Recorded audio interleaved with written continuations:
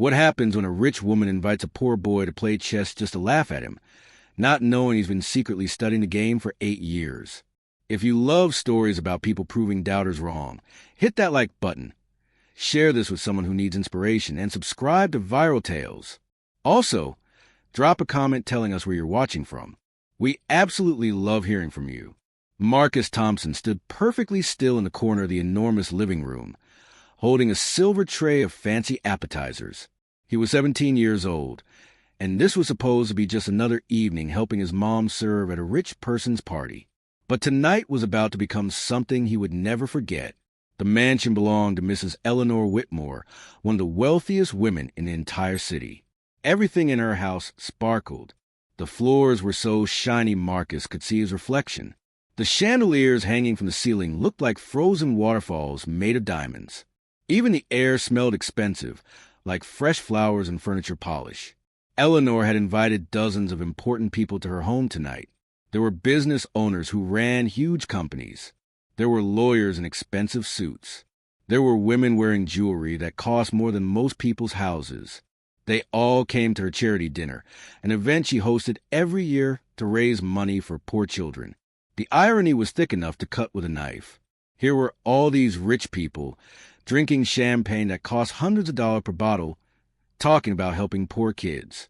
And right there in the room, serving them food, was Marcus, an actual poor kid, but none of them really saw him.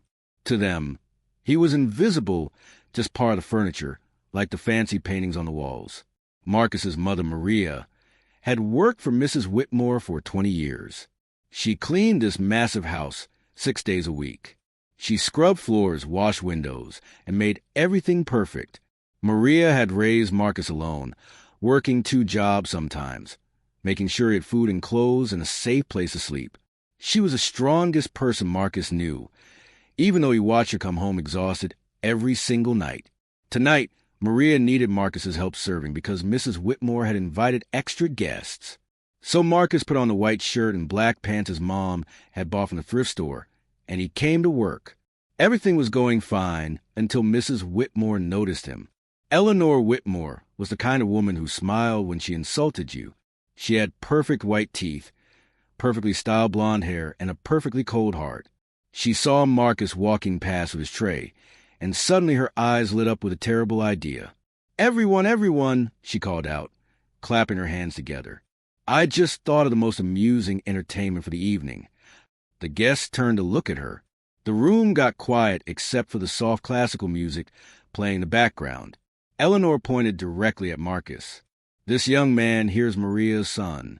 Come here, dear boy. Don't be shy. Marcus felt every eye in the room land on him. His mother, standing near the kitchen door, went completely pale. She knew that tone in Mrs. Whitmore's voice. Nothing good ever came from it. Marcus walked forward slowly, still holding his tray. Tell me, young man, do you know how to play chess? Eleanor asked, her voice dripping with fake sweetness. Yes, ma'am, Marcus answered quietly. Eleanor's smile grew bigger. Wonderful, simply wonderful. You see, I have this gorgeous chess set right here. She gestured toward a marble chess board sitting on the coffee table. It's from Italy. Each piece costs more than, well, let's just say it's very valuable. I'd love to see how they play chess in your neighborhood.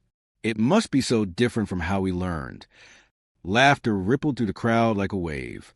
Not loud laughter, but the kind of quiet chuckling that somehow feels even meaner. They were all in on the joke. They all understood what Eleanor was really doing. She was going to embarrass this poor boy in front of everyone, just for fun. Mr. Robert Brennan, who owned a chain of fancy hotels, leaned toward his wife and whispered loudly enough for others to hear, I bet the kid doesn't even know which way the knight moves. More laughter, more smirking faces. Mrs. Patricia Chun, a lawyer who had won dozens of big cases, shook her head with mock sympathy. Eleanor, isn't this a bit cruel? The poor child will be so embarrassed. Nonsense. Eleanor waved her hand dismissively. It's a learning opportunity. How often does a boy like this get to play on a real marble chessboard in a real mansion? He'll tell all his friends about it. Marcus's mother, Maria, squeezed her eyes shut for just a moment. 20 years of biting her tongue. 20 years of watching this woman treat people like toys. 20 years of swallowing her pride because she needed this job to feed her son. Her hand shook slightly as she gripped her serving tray. But Marcus didn't look upset. He didn't look scared.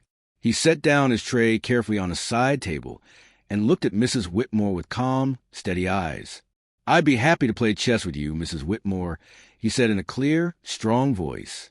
Something about the way he said it made a few guests stop laughing. There was a strange confidence in his posture, a quietness that felt powerful instead of weak. His shoulders were straight. His hands were relaxed. He looked at the chessboard the way a surgeon might look at operating tools, familiar and unafraid. Eleanor settled into her leather chair like a queen on a throne. "Excellent.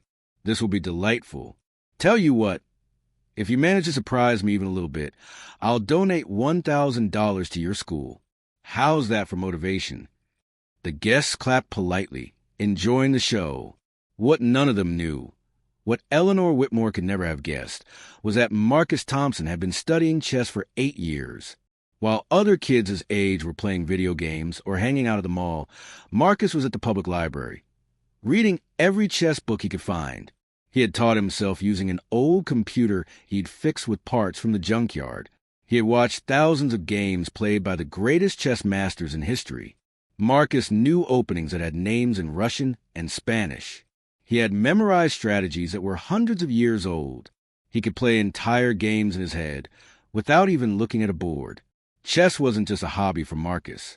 It was his escape, his passion, his secret weapon. And now, this cruel woman who thought she was so much better than him was about to learn a lesson she would never forget. Eleanor reached for the white pieces with perfectly manicured fingers. "I always play white, dear. It's a family tradition," she announced, as if Marcus had any say in the matter anyway. In real chess tournaments, players draw lots to see who gets which color. But Eleanor didn't care about fairness. She had never cared about fairness in her entire life. Everything always went her way, and tonight would be no different, or so she thought. Marcus sat down across from her and carefully arranged his black pieces. His movements were precise, almost mechanical. Each piece was placed exactly in the center of its square, perfectly aligned. Mr. Brennan noticed this and frowned slightly. The boy's hands moved with the confidence of someone who had done this thousands of times before. "Let's make this interesting," Eleanor said loudly, addressing her guests. "If this young man manages to give me even one genuine scare, I'll donate $5,000 to his public school. How's that for generous?" The guests applauded and cheered. They loved it when Eleanor played the role of the generous benefactor. It made them all feel better about their own wealth. But Marcus just looked up at her and smiled. It was a small smile, barely there, but something about it made his mother's heart skip a beat.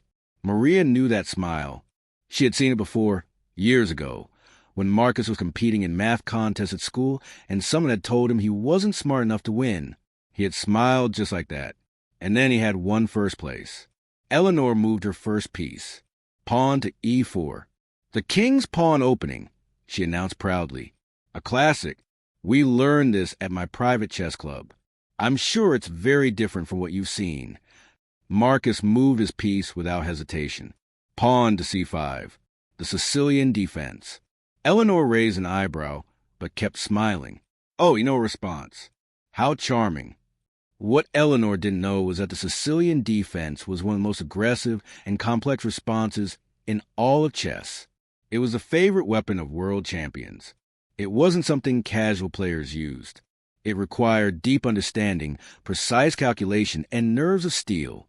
The game continued. Eleanor played confidently, moving her pieces with flourishes, occasionally explaining her moves to the guests as if she were teaching a class. "You see, I'm controlling the center of the board. That's fundamental chess strategy." Marcus said nothing. He just moved his pieces, one after another, each move coming quickly, as if he didn't need time to think. This started to bother Eleanor. She had expected him to struggle, to hesitate, to ask questions. Instead, he was playing faster than she was. By the 10th move, something strange was happening. Marcus's pieces were positioned in a pattern that looked almost artistic. His knights were perfectly placed. His bishops controlled long diagonals across the board. His pawns formed a structure that seemed random but was actually incredibly strong. Mrs. Chun, the lawyer, leaned forward in her chair. She played chess occasionally and was starting to notice something. "Eleanor," she said quietly, "are you sure you won't move your queen there?" Eleanor shot her a look. "I know what I'm doing, Patricia. I've been playing chess since I was 7 years old." She moved her queen forward aggressively, attacking one of Marcus's pawns. Marcus moved immediately. Knight to d4. A fork. Several guests gasped. Even those who didn't play chess well could see what had happened. Marcus's knight was now attacking two of Eleanor's pieces at once. She could only save one. Eleanor's smile faltered for the first time.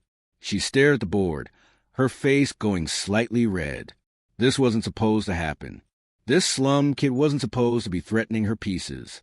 She was supposed to be teaching him a lesson, not the other way around. She moved her rook to safety, sacrificing a bishop. Marcus captured the bishop without emotion. His face remained calm, unreadable. The room had gone quiet. No one was laughing anymore. They were watching, really watching, and starting to realize that something unexpected was unfolding. While Eleanor tried to figure out her next move, Marcus's mind was somewhere else entirely. He was remembering. He remembered being 9 years old, finding his first chess book at the public library. It was old and worn, the pages yellowed and soft. The librarian, Mr. Patterson, had noticed Marcus reading it every single day after school. After 2 weeks, Mr. Patterson had let Marcus take it home, even though it was a reference book that wasn't supposed to leave the library. He remembered being 11, discovering online chess videos on the library's public computers. He would watch grandmasters play, pausing the videos to figure out why they made each move. Other kids thought he was weird, sitting alone at a computer, staring at a chessboard. But Marcus didn't care. In those games, he found something beautiful, something that made sense in a world that often didn't. He remembered being 13, playing his first anonymous game online against a real opponent. He had won in 23 moves. Then he won the next game, and the next. By the time he was 14, he was playing in advanced online tournaments, competing against college students and adults, beating them regularly. He remembered every night his mother came home exhausted, her hands rough from cleaning chemicals, her back aching from scrubbing floors.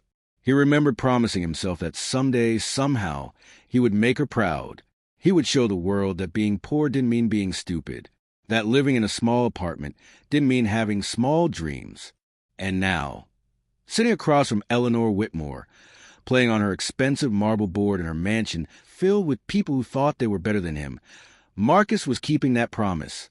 Eleanor moved her queen again, trying to create an attack. But Marcus had seen this position before. Not in this exact game, but in a famous match between two Russian grandmasters from 1972. He knew exactly what to do. He moved his rook. Check. Eleanor's eyes went wide. She quickly moved her king to safety. Marcus moved his bishop. The trap was set. Mr. Brennan stood up from his chair and walked closer to the board. He pulled out his phone and opened a chess app, inputting the position. His face went pale. "Eleanor," he said quietly, "you're in serious trouble." Eleanor glared at him. "I'm fine. I have this under control." But she didn't. And everyone in the room was starting to see it. Marcus's mother, Maria, stood frozen by the kitchen door.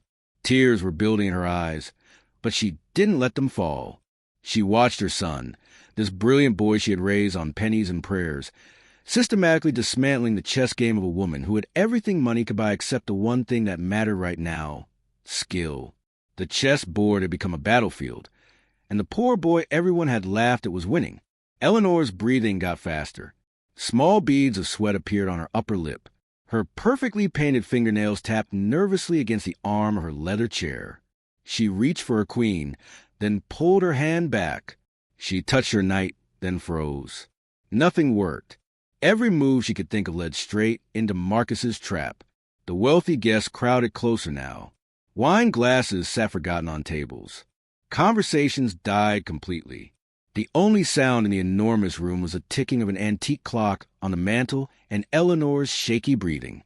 Marcus sat perfectly still. His eyes never left the board. His face showed no emotion, no excitement, no pride. He simply waited, like a hunter who had already caught his prey and was giving it one last moment before the end. Eleanor finally moved her rook desperately to the right side of the board. It was a terrible move, and everyone watching knew it. She was just trying to delay what was coming. Marcus responded instantly. His hand moved so fast it seemed like he had known what he would do before Eleanor even touched her piece. He slid his queen diagonally across the board. The marble piece made a soft clicking sound as it landed. Mr. Brennan, the hotel owner, actually grabbed his own head with both hands. "Oh no," he muttered. "She's completely trapped." Mrs. Chun, the sharp lawyer, leaned forward until her face was inches from the board. She studied it for several long seconds, then slowly shook her head in amazement. "I've never seen anything like this. He's controlled every single move for the past 15 turns." Eleanor stared at the chessboard like it was a puzzle she couldn't solve. Her king sat in the center, surrounded by her own useless pieces. They blocked every escape route. Marcus's pieces formed a perfect cage. There was nowhere to run. Her hand shook as she moved her king one tiny square to the left. It was pointless. Everyone could see it was pointless. But Eleanor Whitmore had never surrendered anything in her entire life, and she wasn't about to start now. Marcus picked up his knight. The piece seemed to glow under the chandelier light. He moved it in the L-shaped pattern that knights always travel. When he placed it down, the game was over. "Checkmate," Marcus said. His voice was so quiet that half the room almost missed it. For 3 full seconds, nobody moved. Nobody breathed. The word hung in the air like smoke. Then the room erupted. "Incredible!" someone shouted. "Did you see that final combination?" Another guest yelled. Mr. Brennan started clapping so hard his hands turned red. Mrs. Chin stood up and cheered like she was at a football game. Within moments, every single person in that living room was applauding. The sound was deafening. Everyone except Eleanor. She sat frozen in her chair, staring at the board with wide, disbelieving eyes. Her mouth hung open slightly. Her face had gone from red to white to red again. This couldn't be real. This couldn't be happening. She was Eleanor Whitmore. She owned 3 vacation homes. She had gone to the finest schools. She had learned chess from a private instructor who charged $200 an hour. And she had just been destroyed by a 17-year-old boy wearing a shirt from a thrift store. "That's impossible," Eleanor whispered, though nobody heard her over the applause. "You're nobody. You're just some kid who cleans houses with his mother. This doesn't make sense." Marcus stood up slowly. Every eye in the room turned to him. The applause gradually faded into silence. When Marcus spoke, his voice was gentle but strong, like a teacher explaining something important to a young child. "Mrs. Whitmore, you asked me to play chess with you because you thought it would be entertaining. You thought watching me fail would make your party more fun. You thought I would be easy to beat because I'm poor." Eleanor opened her mouth to argue, but no words came out. Marcus continued, "But here's what you didn't know. I've been studying chess since I was 9 years old. Every single day for 8 years. I've read every book the library has. I've watched thousands of games online. I've played against computers and people from around the world. I've studied the greatest players in history." He gestured toward the expensive marble board. "You have a beautiful chess set, Mrs. Whitmore. It probably cost thousands of dollars. But owning expensive pieces doesn't make you a chess player. Just like owning expensive things doesn't make you a good person." Someone in the crowd whispered, "Oh my goodness." Marcus looked around at all the wealthy faces watching him. "My mom has cleaned this house for 20 years. She works harder than anyone I've ever met. She raised me by herself. We don't have much money, but she taught me something more valuable than anything you can buy. She taught me that where you come from doesn't matter. What matters is who you choose to become." Maria, standing by the kitchen door, covered her mouth with her hand. Tears streamed down her face, but she was smiling bigger than Marcus had ever seen. Marcus turned back to Eleanor. "You invited me to play chess to embarrass me. Instead, you embarrass yourself. And you did it in front of everyone you wanted to impress. The silence in the room was so complete that people could hear cars driving by outside. Eleanor's face crumpled. For the first time in perhaps her entire adult life, she had no comeback, no clever insult, no way to twist the situation to make herself look better. She had been beaten completely, and everyone had witnessed it. A man in an expensive gray suit stepped forward. His name was James Crawford, and he owned a successful law firm downtown. Young man, that was absolutely brilliant. Where do you play? What club are you with? I'm not with any club, sir, Marcus said. I can't afford tournament fees or club memberships. I just play online when I can get access to a computer at the library. James pulled out his wallet and removed a business card. That changes today. My firm sponsors several youth programs, including a competitive chess team. We provide coaching, tournament entries, travel expenses, everything. I want you on that team. Really? Marcus's calm composure cracked for just a second, and underneath it was a 17-year-old boy who had just been given an incredible gift. Really? James said, smiling warmly. Talent like yours deserves real opportunities. A woman in a red dress approached next. Her name was Dr. Sarah Martinez, and she was the dean of admissions at a prestigious private academy. Marcus, how are your grades in school? Straight A's, ma'am, Marcus said. I thought so, Dr. Martinez said. I'd like to offer you a full scholarship to Henderson Academy. That includes tuition, books, meals, everything. We have an excellent chess program, but more importantly, we can prepare you for any university in the country. Marcus looked at his mother. Maria was crying so hard now that she couldn't speak. She just nodded over and over, giving him permission to accept. Thank you, Marcus said, his own eyes getting wet. Thank you so much. More guests came forward with offers, with congratulations, with business cards and promises. The boy they had laughed at 30 minutes ago was now the most important person in the room. Eleanor watched all of this from her chair. She felt like she was disappearing, becoming invisible in her own home. These were her guests, her friends, and they had completely forgotten about her. They were too busy celebrating the Maid son. Mrs. Chen walked over and stood in front of Eleanor.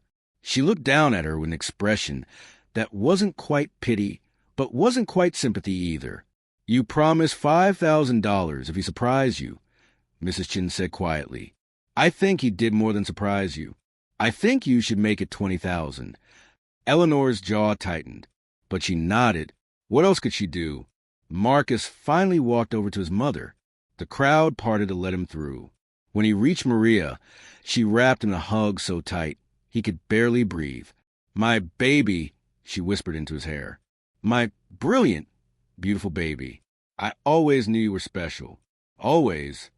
I learned from you, Mom, Marcus whispered back. Everything good in me. I learned from you. They stood there hugging while a room full of millionaires watched and wiped their own eyes. Finally, Maria pulled back and looked at her son. We should go home. You have school tomorrow. Actually, Dr. Martinez interrupted gently, could we talk for a few minutes? I'd love to discuss the scholarship details and get the enrollment process started. Maria looked overwhelmed. Yes, of course. Thank you. As Marcus and his mother talked with Dr. Martinez and James Crawford about chess teams and scholarships and opportunities that had seemed impossible just an hour ago, Eleanor finally stood up from her chair. She walked through her living room, past her expensive paintings and crystal sculptures and imported furniture. She climbed the curved staircase to her bedroom and closed the door behind her. For a long time, she just stood there in the dark, thinking about what had happened. She had been so certain, so absolutely positive that she was better than that boy and his mother. Better because she had money. Better because she lived in a mansion. Better because she wore designer clothes and went to exclusive parties. But tonight, a 17-year-old kid with holes in his shoes had proven something she never wanted to admit. That being rich and being superior were not the same thing. That you could own everything and still have nothing that mattered. That the person serving appetizers might be smarter, kinder, and more dignified than the person being served. It was the hardest lesson Eleanor Whitmore had ever learned. And unlike everything else in her life, It was a lesson she couldn't buy her way out of. Downstairs, Marcus shook hands with people who 2 hours ago wouldn't have noticed if he disappeared. He smiled and thanked them and promised to work hard and make them proud. But the whole time, he kept glancing at his mother. Because none of this, not the scholarship of the chess team or the praise from wealthy strangers, mattered as much as a look of pure joy and pride on Maria's face. That night, on the bus ride home, Maria held her son's hand like he was still a little boy. "What are you thinking about?" she asked. Marcus looked out the window at the city lights passing by. "I'm thinking that tonight was supposed to be about me losing. But instead, I won more than just a chess game. I won a chance at a real future." Maria squeezed his hand. "You won something else, too." "What's that?" "You showed everyone in that room that respect isn't given. It's earned. And you earned more respect tonight than that woman has earned in her entire life." Marcus smiled and rested his head on his mother's shoulder. 2 hours ago, he had been invisible. Now everything had changed. And in her mansion, Eleanor sat alone in the dark, staring at nothing, finally understanding that the most expensive lesson in life is the one that teaches you money can't buy what truly matters. Eleanor was sweating now. Tiny drops of moisture appeared on her forehead, ruining her perfect makeup. Her hand trembled slightly as she reached for her pieces, then pulled back, reconsidering. Every move she thought of seemed to lead to disaster. The guests had formed a semicircle around the chessboard. Nobody was sitting anymore. Nobody was drinking champagne or eating appetizers. They were all standing, leaning in, watching a 17-year-old boy in thrift store clothes destroy one of the richest women in the city. Marcus moved his queen. The piece glided across the marble board with a soft click. Mr. Brennan gasped. "That's the Greco sacrifice," he whispered. "I've only seen that in professional tournaments." Mrs. Chin nodded slowly, her eyes wide. "He's been planning this for the last 7 moves. Maybe longer." Eleanor stared at the board in horror. She could finally see it now. The trap had been there all along, invisible to her, but Marcus had seen it from the very beginning. Every piece she had moved, every decision she had made, had been guided by his quiet genius. He hadn't just been playing chess. He had been playing her. Her king was surrounded. Her pieces were scattered and useless. There was no escape. "You need to resign," Mr. Brennan said softly. "It's over, Eleanor." Eleanor's face turned bright red. Her hands clenched into fists. "I will do no such thing. I can still salvage this game." But she couldn't. Everyone could see it except her. She moved her king 1 square to the left. It was a pointless move, just delaying the inevitable. Marcus moved his knight. Then, in a voice so quiet the room had to strain to hear, he said the word that would echo in Eleanor's mind for years to come. "Checkmate." The room exploded, not with laughter this time, but with shocked exclamations and disbelieving gasps. Several guests started clapping. Mr. Brennan let out a low whistle. Mrs. Chin actually cheered. Eleanor stared at the board as if it had personally betrayed her. Her king was trapped. No matter which way he moved, Marcus had a piece waiting. It was perfect. It was beautiful. It was complete and total defeat. "That's impossible," Eleanor whispered. "You're just a kid. You're just some boy from the slums. You didn't." Marcus stood up slowly. He looked Eleanor right in the eyes, and when he spoke, his voice was calm but powerful.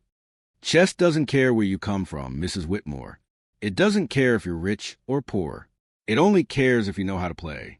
The room went completely silent. Marcus continued. "You invited me to play chess because you thought it would be funny. You thought I would embarrass myself. You wanted to feel superior. But the truth is, I've spent 8 years studying this game. Every night after my homework, every weekend, every summer, while you were at country clubs and yacht parties, I was learning. While you were buying expensive chess sets to decorate your house, I was actually playing chess." Eleanor's mouth opened and closed, but no words came out. Maria, Marcus's mother, finally let her tears fall. They streamed down her face, but she was smiling wider than she had in years. Marcus picked up one of the black pawns from the board. "My mother cleans your house 6 days a week. She works harder than anyone I know. She raised me by herself, and she never once made me feel poor. She taught me that respect isn't something you buy. It's something you earn. He placed the pawn back on the board gently. Tonight, you tried to humiliate me in front of all these people. But the only person who got humiliated was you. And you did it to yourself. Mr. Brennan started clapping. Then Mrs. Chen joined in. Within seconds, the entire room was applauding. Not for Eleanor, but for Marcus. Eleanor sat frozen in her chair, her face a mixture of rage and shame. She had never been so thoroughly embarrassed in her entire life. And the worst part was, she had done this to herself. She had invited this. She had insisted on it. Marcus walked over to his mother and hugged her. Maria held her son tight, crying into his shoulder. "I'm so proud of you," she whispered. So proud." One of the guests, a man named David Foster who owned a technology company, approached Marcus. "Young man, that was extraordinary. Where did you learn to play like that?" "Books, mostly," Marcus said, "and online tutorials. Whatever I could find for free." David pulled out his business card. "I sponsor a youth chess program. We provide coaching, tournament fees, everything. I'd like you to join. We'll cover all the costs." Marcus's eyes widened. "Really? Really?" David said, smiling. "Talent like yours deserves to be developed properly."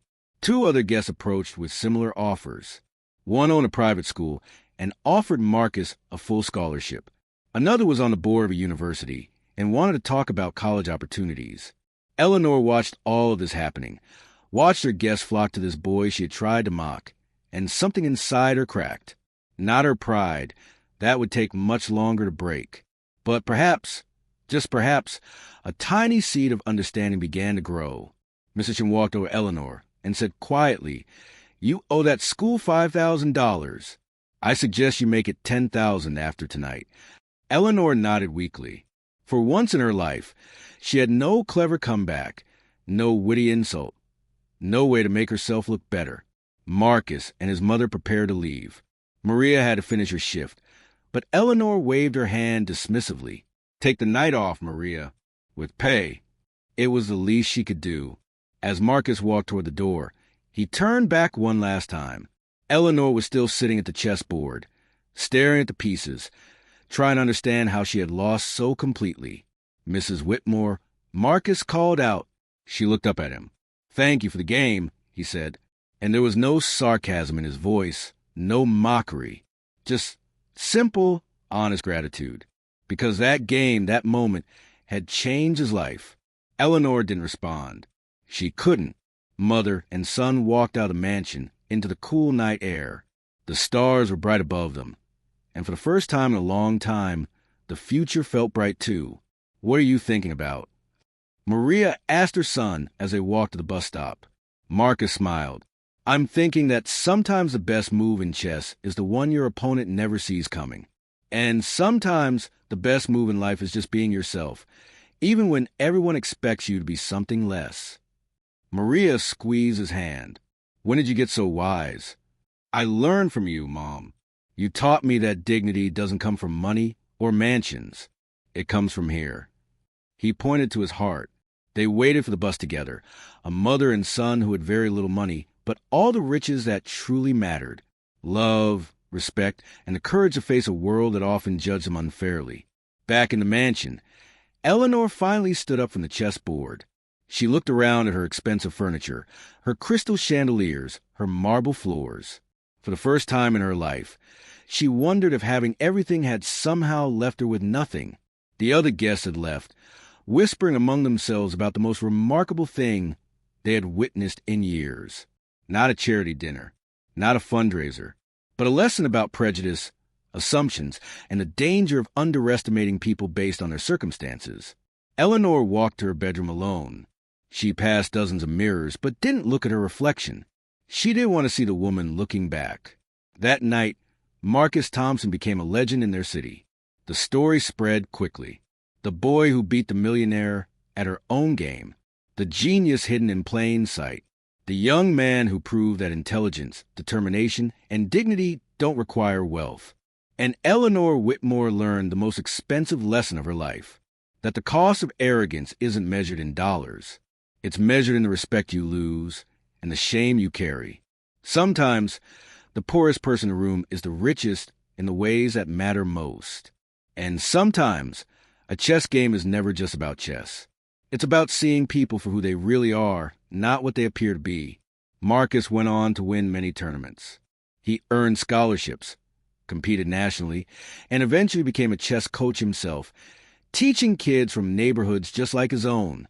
He never forgot where he came from, and he never forgot the lesson that night taught him, that you don't need permission to be brilliant. You just need courage, dedication, and the wisdom to know that your worth isn't determined by other people's opinions. It's determined by who you choose to be when everyone is watching, and more importantly, when no one is watching at all.